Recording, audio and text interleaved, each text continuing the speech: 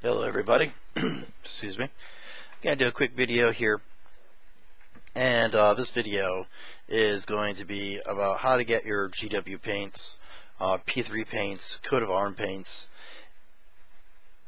Tamiya if you want, pretty much any paint you want to go from a pot to a dropper bottle.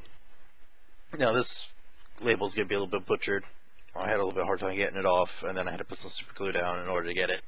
What I want to do is I'm going to go to Walmart or Target or Office Depot or wherever. I'm going to buy, sorry, hold on. Hopefully I remember to add that out. But I want to go and buy a label so I can put it over the bottle. Now if you look here, here's one of my coat of arms paints that I transferred over, the Blood Angels Red, into this dropper bottle I bought from eBay. I got, I think, 50 of them or 100 of them for pretty much cheap, less than 20 bucks.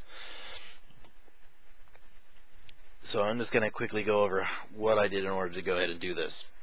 Now the first thing I did was I went to the store and I found one of those like basting sauce or ketchup or mustard type containers that you can buy, and they're plastic and they look like this here. Now this is a little bit shorter because I cut off the little plastic tip here that finishes off the squeeze bottle so that this was a little bit stubbier, because otherwise it was going a bit too far down in the bottle. It was going about here in the bottle, maybe a little bit further down, so you couldn't put the whole thing of paint in there. It would basically go into that point and then stop. Another problem I found that I need to rectify, and I kept this little plastic piece here. It really doesn't cause it to go one way or another, but it is kind of handy. What I do to kind of clean this out is I drop it into, actually I don't need this anymore. I drop it into the thing here, and that way it cleans it and I can pull it out and I kind of up and down, rinse it off. Take my towel from Ichiban that I got from the Games and Gear, and I use that to clean the piece off.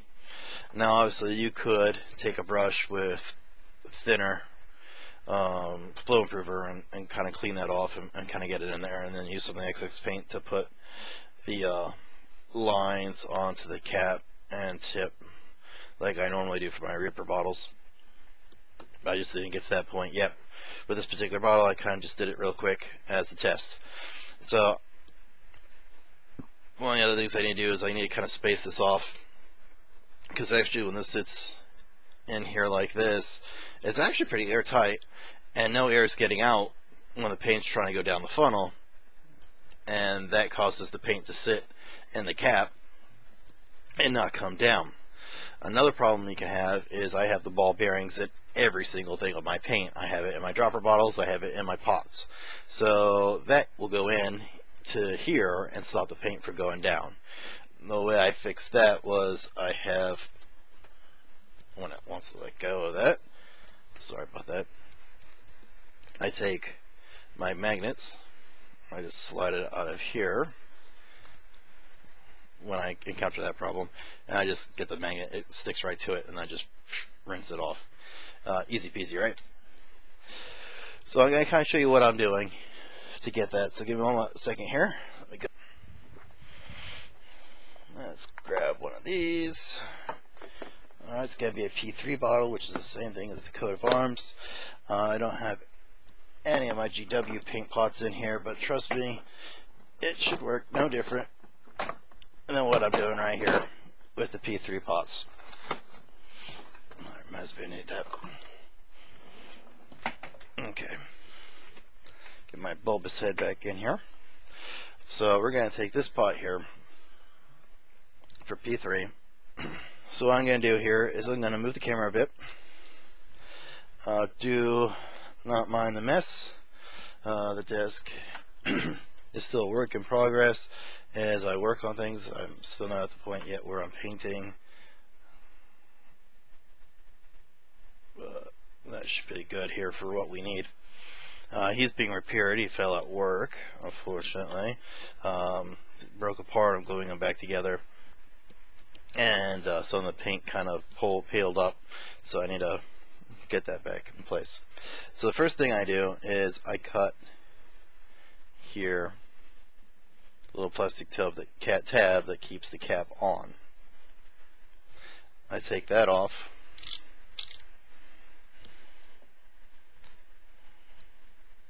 And I know someone's going to be like, oh, he's cutting towards himself.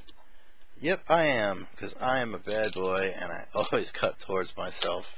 And I've got myself a couple of times, but you know what? I put a little super glue on it, and we move on. Alright, take the cap off. This then sits in here like that. As you can see, that doesn't cause a problem. And then we start funneling. I should have mixed this some. See, if I don't lift the cap up a little bit, it goes nowhere. No. Yeah, well, you can see that, but no paint goes down, or it just slowly drops. At best, when I have this thing in here flush, where if I pull it up a little bit, hopefully you can see that it's going a lot faster on filling up the paint.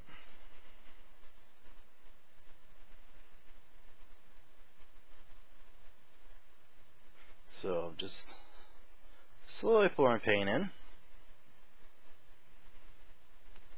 transferring it over.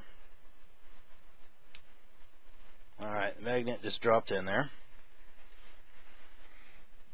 No, not the magnet, I'm sorry, the ball bearing just dropped in there. So we just kind of, boop, and until you hear it pop.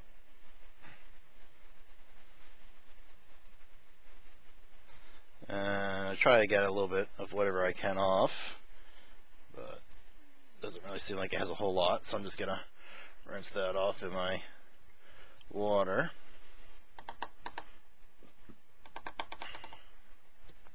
Nice and clean again. This ball bearing can now find its home back where it belongs with the paint.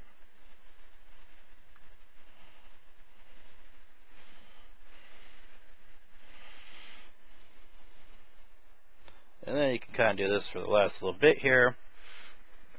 And like I said, we can get the flow improver. I have no idea where my flow improver is right this second. So you won't see me doing that. You can leave this for a little bit. And pull that off. I do plan on getting the flow improver and putting it, cleaning it out the bottle a little bit better. So you're not going to see me throw this away. I'm going to keep this for right now. But ideally, this is basically the principles of what you want to do. Once that's ready to go, like I said, you can put the stuff in here to clean it out and get it down the funnel more. But for right now, I'm just going to drop that in my water. As you can see, that's why I kept this little plastic piece here. Kind of just do this here, and it will clean out.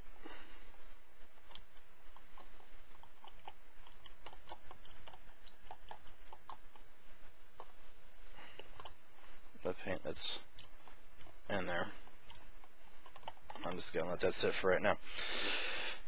So once you've gotten that, you go ahead and you put the top in. Then you twist this down, and then you'll hear, normally you hear a little snapping, cracking while the plastic piece ring down here separates from the cap top. And then, okay, it didn't go all the way down.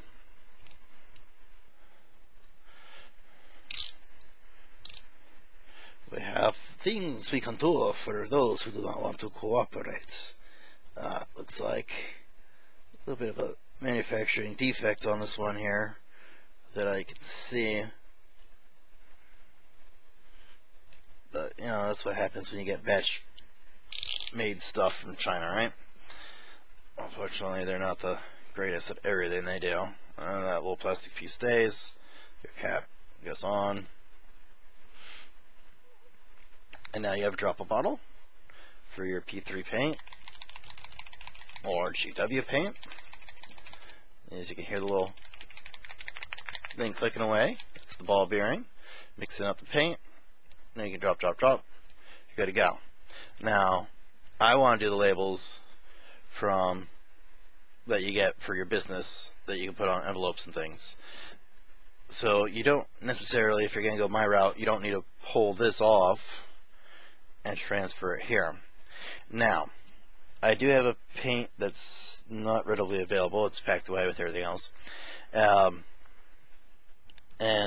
That paint pot, I actually took the GW label off. It's like it's a plastic label with glue on it, and the glue doesn't adhere very well. But it will stick on the bottle when you switch it over. So ultimately, all you really need to do is switch it over, the label, onto one bottle.